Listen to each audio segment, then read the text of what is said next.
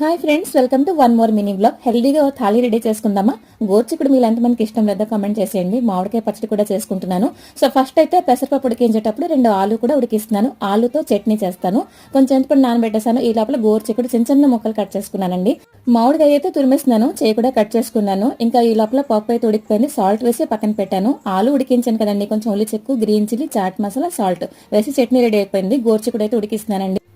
Breakfast అయితే ready చేసేసాను. ఈ లోపల కొంచెం తాలింపు వేసుకున్నానండి. మామిడి తురుము, అలాగే కొంచెం ఉప్పు, పసుపు, అలాగే కొంచెం కారం కూడా కొంచెం ఎక్కువ వేసాను. ఆయిల్ తక్కువ వేసానులండి. కొంచెం మెంతి పొడి వేసాను. లెస్ ఆయిల్ పచ్చడి చాలా టేస్టీగా వచ్చిందనమాట.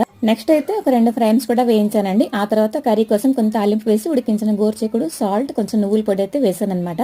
పప్పు చేసాం కదా, పల్చని పులుసు కూడా చేస్తే బాగుంటుందని చెప్పేసి చింతపండు పులుసులోని ములంకాళ్ళు, టమాటాలు ఉడికించేసి పప్పు పులుసులో ఒకేసారి తాలింపు వేసాను అనమాట. థాళీ అయితే రెడీ అయిపోయింది. గెస్ట్ వచ్చిన లేకపోతే ఇంట్లో వాళ్ళకి మనం ఇలా చేసి పెడితే చాలా హ్యాపీగా తింటారు. Mini blog